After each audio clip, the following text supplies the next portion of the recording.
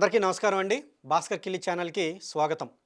ఈ వీడియో చూసే ముందు దయచేసి అందరూ కూడా నా భాస్కర్ కిల్లి ఛానల్‌ని సబ్స్క్రైబ్ చేసుకోండి. అలాగే ఆ బెల్ ఏదైతే లోగో ఉంటుందో దాన్ని క్లిక్ చేయండి. ఇకపై వచ్చే నా ప్రతి ఒక్క వీడియోను కూడా మీరు చూసే అవకాశం కలుగుతుంది. ఆ నోటిఫికేషన్స్ కూడా మీకు రెగ్యులర్‌గా అందుతాయండి. అంతేకాకుండా నా యొక్క ప్రతి వీడియోని లైక్ చేయండి. అలాగే అందరికీ కూడా షేర్ చేయండి. మొన్న విజయవాడలో జరిగిన హైందవ శంఖారావం ఎంత పెద్ద హిట్ అయిందనేది మనందరికీ కూడా తెలుసు. దాంట్లో చాలా మంచి విషయాల గురించి మన హైందవ వీరులంతా కూడా మాట్లాడారు. ముఖ్యంగా మన చిరంజీవి స్వామి గానీ, అలానే అనంత శ్రీరామ్ గారు గానీ, ఇంకా మన సాధువులు, అలానే మన హిందూ నాయకులు, సోదరులు అందరూ కూడా చాలా మంచి వాతావరణంలో చాలా బాగా మాట్లాడారు. ఈ మధ్య కాలంలో జరిగిన ఒక అద్భుత సంఘటన అని చెప్పైతే ఖచ్చితంగా దాని గురించి మనం చెప్పొచ్చు. మరి ఇంత మంచి కార్యక్రమం జరిగితే మన క్రైస్తవ పాస్టర్లు గానీ, అలాగే కమ్యూనిస్ట్ కుక్కలు గానీ కామ్‌గా ఉంటాయా? ఉండవు కదా! వాళ్ళు ఏదో ఒకటి మొరగడం గానీ, లేకపోతే తిట్టడం గానీ చెయ్యాలనే ఖచ్చితంగా చూస్తారు. ఈ యొక్క ఒరవడిలోనే మన pastor Vijay Kumar 'VKR gospel India' అనే ఒక యూట్యూబ్ ఛానల్‌లో ఆయన ఏమన్నాడో ఒక్కసారి చూద్దాం. ఆయన అనేది ఏంటంటేనండి, మన యొక్క హైందవ మతం లేదా సనాతన ధర్మం అనేదంట లక్షల సంవత్సరాలది కాదంట. అందరికన్నా ముందు, అన్నింటికన్నా ముందు ఈళ్ళ క్రైస్తవ మతమే వచ్చింది. ఈళ్ళ యేసే ముందొచ్చాడనేది ఈయన తాలూకు ఆ యొక్క వీడియో భావం. సరే, ఒకసారి ఆ వీడియోలో ఆయన ఏమన్నాడు, దానికి మనం త్వరగా సమాధానాలు ఇచ్చుకుంటూ వెళ్ళిపోదాం. అందరికీ నమస్కారం. ప్రభు అయిన యేసుక్రీస్తు వారి పేరట మీకు శుభములు కలుగునుగాక. కృష్ణా జిల్లాలో హైందవ శంఖారావం యేసుక్రీస్తు పేరు మీద మాకెందుకురా శుభాలు, అవేవో నీ దగ్గరే ఉంచుకో. అంటూ ఒక కార్యక్రమం విశ్వ హిందూ పరిషత్ నిర్వహించడం మీ అందరికి తెలియనిది కాదు. ఆ కార్యక్రమం అంతా హైందవ విశ్వ హిందూ పరిషత్ కాదురా, అది విశ్వ హిందూ పరిషత్. ముందా యేసుని అడగలేకపోయావా? ఆ నత్తిపోయి కరెక్ట్గా మాట్లాడడం రమ్మని. పోనీ అది చూసైనా మేమందరం కూడా మతం మారి ఉండే వాళ్ళ మీద కదా. హైందవ సమాజాన్ని చైతన్యవంతం చేసుకోవడానికి విశ్వ హిందూ పరిషత్ వారు ఏర్పాటు చేసుకున్నారు. ఆ కార్యక్రమంలో పాల్గొన్న వేలాది మంది కానీ, అక్కడ మాట్లాడిన వక్తలు కానీ, ఆ పండితులు కానీ హైందవ సమాజాన్ని పురికొల్పుకుంటూ, మేల్కొల్పుకుంటూ హైందవ సమాజంలో జరుగుతున్న కొన్ని కార్యక్రమాలు, వ్యతిరేక అనుకూల ప్రతి పరిస్థితిని వారు మాట్లాడారు. ఇదంతా హైందవ సమాజాన్ని మేల్కొల్పడానికి చేసుకున్న ఒక కార్యక్రమంగా వారు ఏర్పాటు చేసుకున్నారు. మధ్యలో నీకొచ్చిన బాధ ఏంటైతే? అయితే ఈ సంగతి ఇప్పుడు నేను ఎందుకు మాట్లాడుతున్నానంటే, ఈ కార్యక్రమంలో ఒకరి నుండి ఒక మాట వెలువడింది. అదే హైందవ సంస్కృతి, హిందూ సంస్కృతి ఏర్పడి ఎంతకాలమైందని. ఈరోజు మన భారతదేశంలో ఈ భారతదేశ ప్రజలందరినీ మభ్యపెట్టే కొన్ని మాటలు హైందవ సమాజంలో ఎక్కువ వినబడుతూ ఉంటాయి. మాది సనాతన ధర్మం అని, ఇది లక్షల సంవత్సరాల నాటి ధర్మమని, దీనికి ప్రారంభం అంటూ ఏమీ లేదని, ఎవరో ఒకరి నుండి ప్రారంభమైంది కాదని, యేసుక్రీస్తు నుండి క్రైస్తవ్యం, మహమ్మద్ నుండి ఇస్లాం, బుద్ధుని నుండి బౌద్ధం, హిందూ మతం అయితే ఒక వ్యక్తిపై, ఒక వ్యక్తి నుండి ఏర్పడింది కాదని, ఇది సనాతన ధర్మం అంటూ మాట్లాడుతూ ఉంటారు. మరి ఇది ఎంతవరకు నిజమని ఎవరు ఆలోచించరు. దీనిని పట్టుకునే మాది లక్షల సంవత్సరాల నాటి ధర్మం అంటూ. ఇంతకీ ఇది ఎవరో ఆలోచించరు అని అన్నాడు కదా. ఇస్లాం అయితే మొహమ్మద్ నుంచి, బౌద్ధం అయితే బుద్ధుని నుంచి, క్రైస్తవం అయితే యేసు నుంచి వచ్చిందని ఈయనే చెప్తూ, మరి హిందూ మతం ఎక్కడి నుంచి, ఏ మనిషి నుంచి వచ్చింది అనేది ఎవరో ఆలోచించరు అని అంటున్నాడు. పోనీ ఈయనకేమైనా తెలుసా? ఈయన చెప్పగలడా సనాతన ధర్మం లేదా హిందూ ధర్మం అనేది ఏ మనిషి నుంచి వచ్చింది, ఏ మనిషి స్థాపించాడు, ఏ మనిషి నుండి ఇది స్థాపించబడింది? ఈ హైందవ ధర్మం లేదా సనాతన ధర్మం అనేది ఎవరి నుండి ముందుకొచ్చింది, ఎప్పుడు వచ్చింది అనేది ఈయన చెప్పగలడా? చెప్పనప్పుడు ఈ సొల్లంతా మనకెందుకు? వారికి వారే అతిశయాలు, అతిశయోక్తులు పలుకుతూ ఉంటారు, డప్పాలు కొట్టుకుంటూ ఉంటారు. పోనీ నువ్వు నిజం చెప్తే మేము వెంటనే ఆ అతిశయాలు, అతిశయోక్తులు మానేస్తాం కదా. పోనీ నువ్వైనా చెప్పొచ్చు కదా. పోనీ కనీసం యేసునైనా అడగొచ్చు కదా, హిందూ మతం ఎప్పుడు పుట్టింది అని. పాపం ఇలా యేసుకి ఆయన ఎప్పుడు పుట్టాడో తెలీదు, బైబిల్లోనే రాయబడలేదు అది. మరి అలాంటిది ఆయన్ని అడిగితే హిందుత్వం ఎప్పుడు పుట్టింది అనేది పాపం ఆయన ఎలా చెప్పగలడు? ఆయనకే చాలా పరిమితమైన శక్తులు ఉన్నాయి. ఆయన ఎప్పుడు పుట్టాడు, ఎప్పుడు చచ్చిపోయాడు అనేది ఆయనకే తెలియదు కనుక ఆయనే రాయించబడలేదు ఈ యొక్క బైబిల్లో. అసలు ఆయనకి చారిత్రక ఆధారాలే లేవు. మరి అలాంటి చారిత్రక ఆధారాలు లేని ఒక మనిషి, బైబిల్లో మాత్రమే ఉన్న ఒక కాల్పనిక మనిషిని వీళ్ళు వచ్చి అడిగితే మరి ఆయన వీళ్ళకి ఏమని సమాధానం చెప్తాడు హైందవం గురించి? అది ఎప్పుడు పుట్టిందనేది వీళ్ళకెలా తెలుస్తుంది? అసలు అది నిజానికి ఎవరి చేత కూడా పుట్టించబడింది కాదు. ఎప్పటికీ కూడా ఈ యొక్క కేవలం సనాతన ధర్మం మాత్రమే సృష్టికి ముందు నుంచి ఉందండి. అప్పటినుంచి కూడా ఇప్పటి వరకు ఇక ముందు కూడా ఉంటుంది కనుకనే దాన్ని సనాతన ధర్మం అన్నారు. లేదు అంటే వీళ్ళు ఎప్పుడో పెట్టేసుండేవాళ్ళు ఆ క్రైస్తవానికి మాదే ముందు నుంచి ఉందని. లేకపోతే ఇస్లాం వాళ్ళు కూడా అదే పని చేసి ఉండేవాళ్ళు, మాదే ముందు నుంచి ఉంది అని. అఫ్కోర్స్ వాళ్ళు ఖురాన్లో రాసుకున్నారు కూడా, మా యొక్క ప్రవక్తలను పంపి మేము ఈ యొక్క భూమి మొత్తం మతాలను సృష్టించాము అని.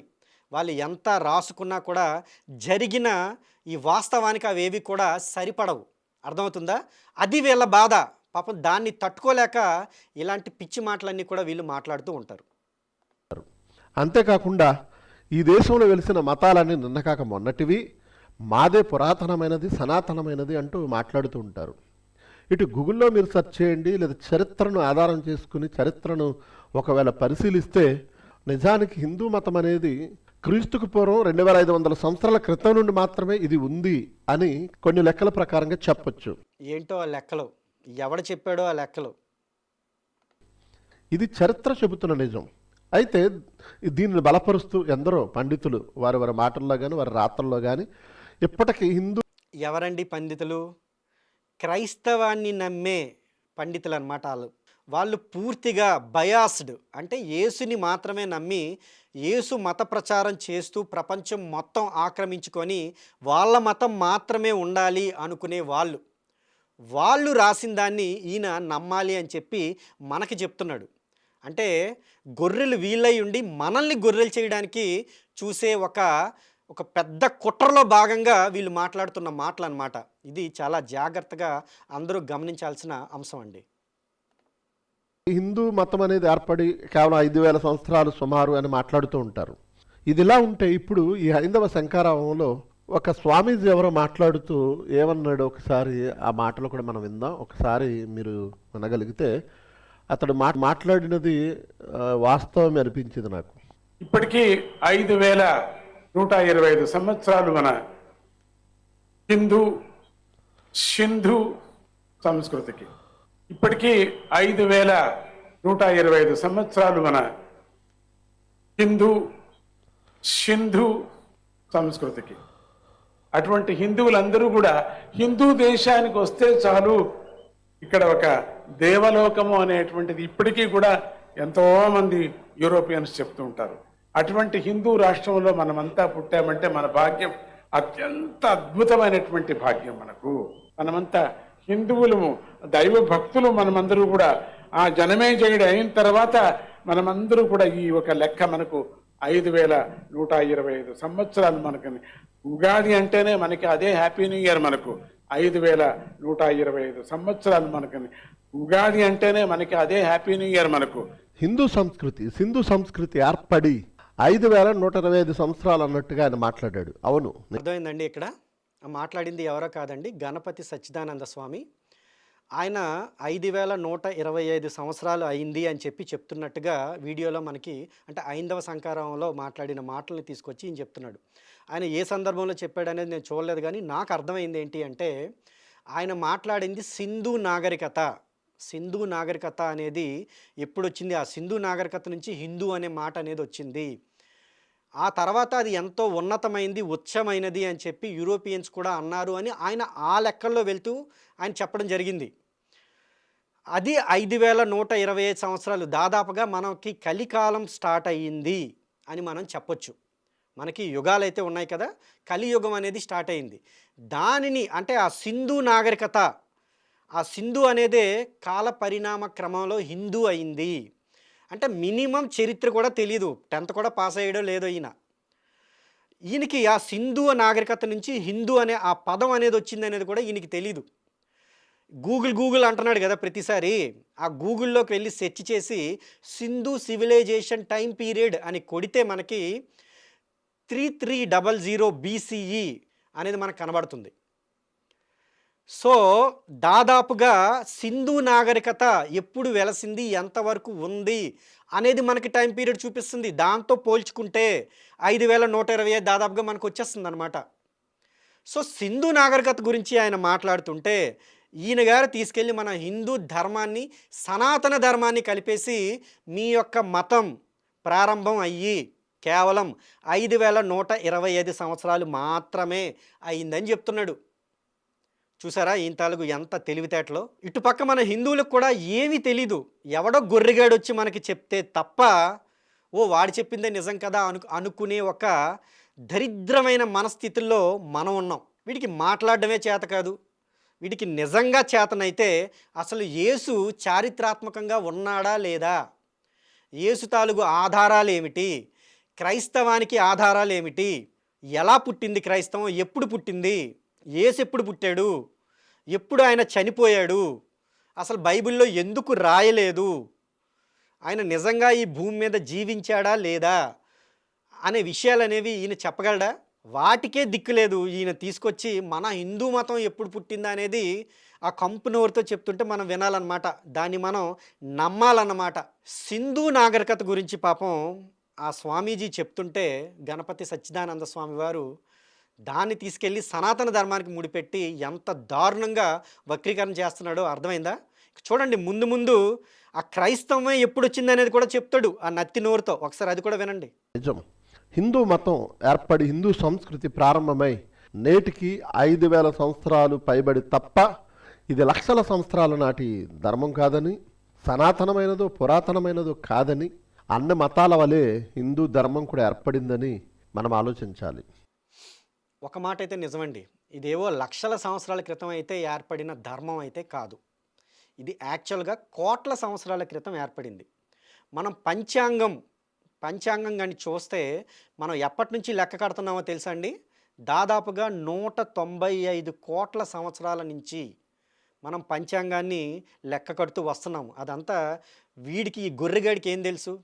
క్రైస్తవంలోకి వెళ్ళిన తర్వాత వీళ్ళంతా కూడా ఆ ఇజ్రాయిలు అటువైపే ఉంటారు తప్ప వాళ్ళకి మన దేశ సంస్కృతి గురించి కానీ, లేదా మన దేశం తాలూకు గొప్పతనం గురించి కానీ, మన ఆచార సాంప్రదాయాల గురించి కానీ వీళ్ళకి ఏం తెలుసు? గొర్రె బెత్త తోకలంతా జ్ఞానం పెట్టుకొని ఇజ్రాయెల్ కేసు చూస్తూ ఎడారిల్లో బతుకుతూ తింటే తింటారు, ఉంటే ఉంటారు, స్నానాలు కూడా ఉండని ఒక ఎడారి జాతి, అదే ఒక పెద్ద ఉన్నతం అని చెప్పి చాలా మంచి సంస్కృతిలో బ్రతికిన వీళ్ళంతా కూడా మతం మారిపోయి ఆ ఎడారి మతాల్లో ఉన్న వాళ్ళని చాలా గొప్పవాళ్ళుగా చూపించి ఈరోజు డబ్బులు దండుకొనే ఒక దరిద్రమైన బ్రతుకుతున్నారండి వీళ్ళు. నిజానికి పాపులు అంటే వీళ్ళు, పాప మతంలో ఉన్నది వీళ్ళు, పాప పనులు చేస్తుంది వీళ్ళు. అసలు నిజంగా స్వర్గ నరకాలని ఉంటే ఈ యొక్క పాస్టర్లు అనేవాడికి జీవితకాలం నరకంలోనే ఉంటాడు వాడు. అసలు ఎంత అగ్ని వేసి కాల్చినా కానీ వీడి పాపం అనేది అయితే ఎప్పటికీ పోదు. పాస్టర్లు అనే వాళ్ళ గురించి నేను చెప్తున్నాను. ఎందుకంటే జీవితకాలం వీళ్ళు అబద్ధాలు చెప్తూనే ఉంటారు. జీవితకాలం డబ్బుల కోసం ఎన్ని అబద్ధాలైతే అన్ని అబద్ధాలు మాట్లాడుతూనే ఉంటారు. సొంత అమ్మని తిడతారు, బయట ఉన్న నాన్నని పొగుడుతారు. అర్థమవుతుందా? వీళ్ళ నాన్న బయట ఉంటాడండి, ఇజ్రాయిల్లో ఉంటాడు, అమ్మ ఇక్కడే ఉంటుంది. కొత్త నాన్నని సెట్ చేసుకున్నారనమాట ఈ పాస్టర్లు అంతా కూడా. ఇప్పుడు ఆ నాన్న దగ్గరికి మనందరినీ తీసుకువెళ్ళాలని ఒక ప్లాను. మీ నాన్న మన ఇంట్లో ఉండేవాడు మన నాన్న కాదంట, ఎవడో ఇజ్రాయెల్లో ఉండేవాడంట మన నాన్నంట అని చెప్పితే నమ్మే వాళ్ళే ఈరోజు మతం మారిన వాళ్ళంతా. అర్థమవుతుందా? ఓ వీడు చెప్తుంది నిజమన్నమాట, ఈరోజు మన ఇంట్లో ఉండేవాడు మన నాన్న కాదంట, ఎవడో ఇజ్రాయెల్లో ఉండేవాడే మన నాన్నంట అని చెప్పి ఈరోజు వాణ్ణి పూజిస్తున్నారు చూసారా, వాణ్ణి మన నాన్న తండ్రి తండ్రి అంటున్నారు చూసారా, వాళ్ళే సింపుల్గా చెప్పాలంటే ఈ మతం మారిన వాళ్ళు. అర్థమైందండి? ఈ కొత్త డాడీని పట్టిన ఈ సుపుత్రుడు ఇంకెన్ని అబద్ధాలు ఆడతాడో చూద్దాం. ఇక క్రైస్తవ్యం గురించి ఆలోచిస్తే క్రైస్తవ్యం అనేది క్రీస్తు నుండి ఆరంభమైన మతం కాదు. ఎగ్జాక్ట్లీ, క్రీస్తు నుంచి ఆరంభమైంది కాదు, అది ఆరంభమైంది పౌలు దగ్గర నుంచి. అసలు క్రైస్తవ్యం మతమే కాదు, ఇది మార్గం. క్రైస్తవ్యం మతమే కాదు, మార్గం. ఇస్లాం మతమే కాదు, మార్గం. బౌద్ధం మతమే కాదు, మార్గం. జైనం మతమే కాదు, మార్గం. మరి మతం ఏంటి? ఏది మతం? అసలు మతం అని ఒప్పుకోవడానికి మీకు వచ్చిన నష్టం ఏంటి? మన భారత రాజ్యాంగం ప్రతి ఒక్క దాన్ని తీసుకొచ్చి మతం కిందే కదా చూపిస్తుంది. ఒకటి మదిలోంచి మెదిలినదే మతం అంటున్నారు కదా.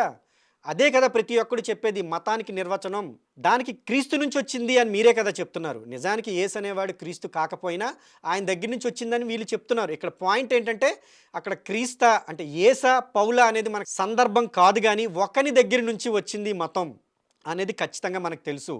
మరి అలాంటప్పుడు అది మతమే అవుతుంది కదా, మార్గం ఎలా అవుతుంది?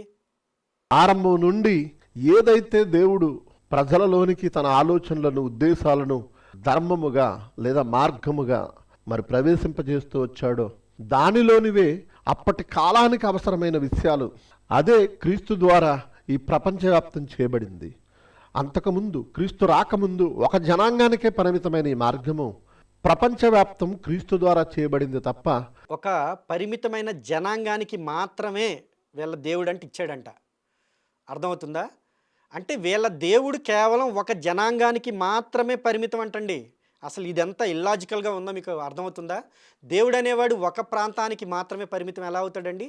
ఒక ప్రాంతానికి మాత్రమే నేను నిన్ను ఎరుగుదును, ఆ మొక్క బైబిల్లో ఉంటుంది అని ఎలా ఉంటుందండి?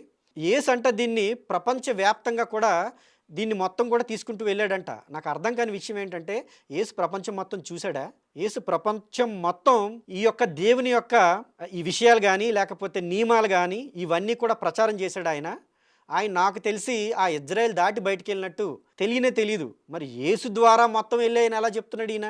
ఎన్ని అబద్ధాలు ఆడుతున్నాడో మీకు అర్థమవుతుందా? యేసు ఆ పరిసర ప్రాంతాలు, ఇజ్రాయెల్ పరిసర ప్రాంతాలు తప్ప వెళ్ళిందే లేదు. ఆయనకి ప్రపంచమే తెలియదు, ఆయన చదువుకొనే లేదు. ఇదంతా కూడా బైబిల్లో ఉన్న యేసు గురించి మాట్లాడుతున్నాను. బయట అయితే అసలు యేసు అనేవాడు ఉన్నాడని ఇప్పటిదాకా ఆధారమే లేదు. మరి యేసు ద్వారా వెళ్ళింది అని చెప్పి ఏ నోటుతో చెప్తావు విజయ్ కుమార్? క్రీస్తు ద్వారా ప్రారంభమైనది కాదు క్రైస్తవ్యం. అంతకుముందు ఏ జనాంగానికి ఏ గ్రంథమైతే ఉందో నేడున్న క్రైస్తవ్యానికి కూడా ఆ గ్రంథంతో పాటు యేసుక్రీస్తు వారు ఆయన శిష్యులు రాసి ఉంచిన ఇచ్చిన ఆజ్ఞలు, ఆ ఆలోచనలు, శాసనాలు, పద్ధతులు, ఇంకా ఉన్నతమైన ఆలోచనలు కాలానుగుణంగా ఇంకా ఇవ్వబడ్డాయి తప్ప మరి ముందున్న మార్గమే నేటికి మరి అనుసరించబడుతుంది. ఇక్కడ ఇంకొక విషయం చూడండి. కాలానుగుణంగా అంట ముందు ఉన్న గ్రంథం కాకుండా తర్వాత అంటే యేసు వాళ్ళ శిష్యులు రాశారంట. అసలు యేసు రాసినట్టుగా బైబిల్లోనైనా ఉందా? అంటే సువార్తలని చెప్పబడినవి యేసు చేత రాయబడినవా? యేసు గురించి రాయబడినవి, కానీ యేసు చేత రాయబడినవి కాదు. ఇంకొక అబద్ధం. యేసు శిష్యులు రాయబడినట్టుగా బైబిల్లో అయితే ఉంది, కానీ చారిత్రక ఆధారాలు అయితే ఏమీ లేవు. ఈరోజు మనం బైబిల్లో చెప్పుకుంటున్న మత్తయి సువార్త అని కానీ లేకపోతే యోహాను సువార్త అని కానీ లేకపోతే మార్కు సువార్త అని కానీ ఇలా ఏవైతే ఉన్నాయో అవి ఏవి కూడా యేసు తాలూకు శిష్యులు రాసినట్టుగా చారిత్రక ఆధారాలు ఏమీ లేవు. ఏవైతే ఈరోజు సువార్తలని చెప్పబడి మన దగ్గర మ్యానుస్క్రిప్ట్స్ అంటారు, వాటి మీద అసలు ఒక్కరి పేరు కూడా లేదండి. అవి గ్రీక్లో రాసున్నాయి.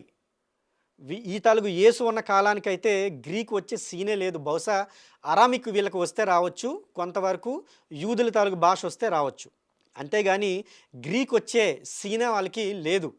పైగా వాళ్ళు చదువుకొని ఉండేవాళ్ళు కాదు. ఆ కాలానికి ఇజ్రాయిల్లో కేవలం 2% ఎడ్యుకేషన్ అంటే అక్షరాస్యత అనేది 2% మాత్రమే ఉండేదండి. ఎవరో చేపలు పట్టుకునే వాళ్ళు చదువుకునే వాళ్ళంటే ఎలా నమ్మేది మనం? ఇదంతా కూడా ఎవరో రోమన్ పండితులు రాసినట్టుగా మనకు కనబడుతుంది. అందుకే వాళ్ళ పేర్లు కూడా ఎక్కడా లేవు. ఇవి చారిత్రక వాస్తవాలు. కాదని చెప్పగలడా ఈయన? చెప్పడానికి నీకు తెలిస్తే కదా. 10th పాస్ కాలేదు ఈ పాస్టర్లు ఎవడు కూడా. వీళ్ళకేం తెలుస్తాయి? చెప్పమనండి. నిజానికి యేసు యొక్క శిష్యులే ఈ యొక్క సువార్తలు రాశారు అని చెప్పి ఒక్క ప్రూఫ్ చూపించమనండి. ఒక్క ప్రూఫ్ కూడా లేదు. అంటే మరొక అబద్ధం ఆడుతున్నాడు అన్నమాట ఈయన. దీనిని బట్టి చెప్పాలంటే దేవుడు ప్రారంభం నుండి ఏ మార్గాన్ని అయితే ప్రజల్లోనికి వెళ్ళాలి, ప్రపంచవ్యాప్తం అవ్వాలని ఆలోచించాడో ఆ మార్గమే నేడు క్రైస్తవులు అనుసరిస్తున్న మార్గం. ఇప్పుడు చెప్పండి, ఏది సనాతనమైనది, ఏది పురాతనమైనది, ఏది వేల సంవత్సరాల నాటిది? ఒకసారి ఆలోచించండి. భారతదేశం ఇక్కడ ఇంకొక విషయం కూడా చెప్పాలండి. చాలా ముందు నుంచి అంటే క్రీస్తుకు పూర్వమే ఉందంట క్రైస్తవం. అసలు బైబిల్ తీసుకొని మనం చూస్తే అపోస్తుల కార్యాల్లో కానీ మనకు కనబడదు క్రైస్తవం అనే పదం. కాదంటాడా పాస్టర్? కదా ఈయన బైబిల్ చదివాడు కదా ఈయన. పాత నిబంధనలో మొత్తం చూడండి క్రైస్తవం అని ఎక్కడైనా ఉంటుందా? సువార్తలు మొత్తం చూడండి క్రైస్తవం అని ఎక్కడైనా కనబడుతుందా మనకి? అపోస్తుల కార్యాల్లో మనకి క్రైస్తవం అనే ఒక కల్ట్ ఏర్పడింది అని చెప్పి మనకి కనిపిస్తుంది. అది కూడా యేసు పెట్టినది కాదు. యేసుకి దానికి సంబంధం లేదు. యేసు శిష్యులు కూడా కాకుండా అసలు యేసుకి పూర్తి వ్యతిరేకం అన్నమాట. యాంటీ క్రైస్ట్ ఎవరు? పౌల్. యేసు చెప్పిన నిబంధనలు కానీ లేకపోతే యెహోవా చెప్పిన నిబంధనలు కానీ కాకుండా వ్యతిరేకంగా తీసుకొని సొంతంగా ఒక మతాన్ని స్థాపించిన వ్యక్తి పౌల్. ఆయన ఏర్పాటు చేసినదే ఈ క్రైస్తవ జనాంగం. దానికి మనం ఎక్కడో చరిత్ర వరకు వెళ్ళిపోవాల్సిన పని లేదు. మనం బైబిల్ చూస్తేనే అర్థమవుతుంది.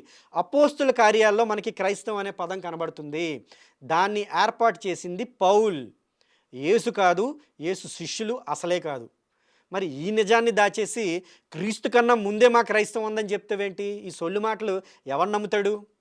నిజానికండి మొత్తంగా అంటే ఎప్పుడు ఏర్పాటు చేయబడింది, ఈ సృష్టి ఎప్పుడు ఏర్పాటు అయింది అంటే కేవలం భూమి పుట్టి 6000 సంవత్సరాలు మాత్రమే అయ్యింది. ఇది కాదు అని ఎవడైనా చెప్తే వాడు అవిశ్వాసి అని చెప్పి ఒక క్రైస్తవ ఇలాంటి పాస్టర్ లాంటి వాడే ఒక ఫాదరు ఒక అల్టిమేటం అనమాట చట్టం చేశాడండి ఆయన. కాదంటే వాడిని అవిశ్వాసి అనేసాడు. అప్పటి నుంచి దాన్ని తీసుకుంటూ వచ్చారు. బ్రిటిషర్స్ లేదా డచ్ వాళ్ళు, ఫ్రెంచ్ వాళ్ళు, పోర్చుగీస్ వాళ్ళు వీళ్ళంతా క్రైస్తవులే. కొంతమంది క్యాథలిక్స్ అవ్వచ్చు, కొంతమంది ప్రొటెస్టెంట్స్ అవ్వచ్చు. వీళ్ళు చరిత్రలో మొత్తం ప్రపంచాన్ని మొత్తం ఆక్రమించుకున్న తర్వాత అక్కడ ఉన్న చరిత్రని హిస్టరీని చెరిపేసి దాన్ని ఎలా చూపించడం మొదలుపెట్టారంటే ముఖ్యంగా భారతదేశం వచ్చిన తర్వాత కోట్ల సంవత్సరాల క్రితం ఉన్న చరిత్రని వీళ్ళు మొత్తం కట్ చేసి పడేశారండి. ఆ 6000 సంవత్సరాలకే కుదించడం అనేది స్టార్ట్ చేశారు. ఎంత దారుణమైన కుట్ర చేశారంటే వేదాలు అనేవంటే జస్ట్ బీసీఈ 1200 ఇయర్స్లో దానిని రాశారంట ఆర్యులు. 1200 ఇయర్స్ 1500 ఇయర్స్లో వాళ్ళు వచ్చారంట. ఏదో వీళ్ళేదో చూసినట్టు వీళ్ళకి వచ్చారు పలకరించినట్టు. ఎలా చూసారంటే ఎలా వీళ్ళకి తెలిసిందంటే దానికి చారిత్రక ఆధారాలు లేవు. అప్పట్లో వాళ్ళు అధికారంలో ఉండేవాళ్ళు కనుక వాళ్ళు చెప్పింది నిజమైంది. కానీ స్వతంత్రం తెచ్చుకున్న తర్వాత కూడా ఇంకా పనికి మాలిన బానిస ప్రభుత్వాల కింద ఉన్న జనాలు ఆ ప్రభుత్వాలు ఏర్పాటు చేసి ఎప్పటికీ మనకి అదే నూరు పోస్తున్నారు. ఆర్యులు బయట నుంచి వచ్చారని. వేదాలేవో ఆర్యులు దాదాపుగా 1200 క్రీస్తుకు పూర్వం, క్రీస్తు అనేవాడు ఎవడు లేడులేండి, బీసీఈ అంటారు, సామాన్య శకానికి ముందు రాశారని చెప్పి ఎప్పటికీ అదే సొల్లు చెప్తూ ఉంటారు. ఇదంతా ఎందుకు జరిగిందంటే 6000 సంవత్సరాలకి ముందు ఉంటే క్రైస్తవం నిలబడదు, సృష్టి ఉంది అనేది ఒప్పుకోవాల్సి వస్తుంది అన్నమాట వీళ్ళు. అందుకోసం అని చెప్పి ఏదైనా ప్రపంచంలో కనబడితే దాన్ని చాలా జాగ్రత్తగా 6000 సంవత్సరాలకి క్రిందకి తీసుకొచ్చే ప్రయత్నంలో భాగంగా మొత్తం నరుక్కుంటూ పోయారు. చూసారా క్రైస్తవం చేసిన ఎంత పెద్ద తప్పులు లేదా ఎంత పెద్ద అన్యాయాలు మన తాలూకు సంస్కృతి సాంప్రదాయాలకి, మన హిస్టరీకి, మన చరిత్రకి చేశారనేది అర్థమవుతుందా? అందులో భాగంగానే ఈయన చెప్తున్నాడు కేవలం 2500 సంవత్సరాల ముందు బీసీఈ టైంలోనే మన హిందూ మతం వచ్చిందంట. సింధు నాగరికతను తీసుకొని హిందూ మతానికి ముడిపెడుతున్నాడంటే ఈయన గారి బుర్ర ఎక్కడుందండి? అర్థమవుతుందా ఎంత దారుణంగా మాట్లాడుతున్నాడో ఈయన? కనుక వీళ్ళ తాలూకు ఇలా ఎవరు మాట్లాడినా నిజాలు తెలుసుకోవాలి. వీటినన్నింటినీ కూడా ప్రతి ఒక్క హిందువు తెలుసుకొని ఖండించాలి. మన సంస్కృతి ఏంటి, మన చరిత్ర ఏంటి, మన చారిత్రక వాస్తవాలు ఏంటి అనేది తెలుసుకొని మన తాలూకు చరిత్ర ఎంత గొప్పది, మన సనాతన ధర్మం ఎంత గొప్పది, దాదాపుగా 195 కోట్ల సంవత్సరాల ముందు సృష్టి ప్రారంభమైందని చెప్పి అప్పటి నుంచి ఇప్పటి వరకు లెక్కగడుతున్న మన పంచాంగం ఎంత గొప్పది అనేది తెలుసుకోకుండా ఈ యొక్క చెత్త ఎడారి మతాల గురించి మాట్లాడుతూ వాళ్ళు చెప్పేవే నిజాలని నమ్ముతూ ఎంతమంది మతం మారిపోయి బయట డాడీని డాడీ డాడీ డాడీ అని పాటలు పాడుకుంటూ వాడిని పూజిస్తున్నారంటే వీళ్ళ ఇంట్లో ఉన్న నాన్న ఎంత బాధపడతాడండి? ముఖ్యంగా ఇంట్లో ఉన్న అమ్మ ఎంత బాధపడుతుందండి? మతం అమ్మ లాంటిది కాదా? మతాన్ని అమ్మని అమ్మేసి కొత్త డాడీని తెచ్చుకుంటున్నారంటే వీళ్ళని అసలు ఏ నోటితో తిట్టాలో మీకు ఏమైనా అర్థమవుతుందా? కనుక జాగ్రత్తగా వాస్తవాలు తెలుసుకోండి. ఓపెన్ మైండ్తో ఉన్న ప్రతి క్రైస్తవుడు ఈ యొక్క క్వశ్చన్స్ మీ పాస్టర్లకు వేయండి. అలానే ప్రతి ఒక్క హైందవుడు వీటి గురించి తెలుసుకొని తెలియని మరి యొక్క హిందువులకి చెప్పండి. అలాగే ఈ యొక్క బలవంతపు మత మార్పిడి నుంచి ప్రతి ఒక్క హిందువుని కూడా కాపాడాల్సిన అగత్యం అయితే ఈరోజు ప్రతి ఒక్క హిందూ మీద కూడా ఉందండి. నమస్కారం. జై హింద్.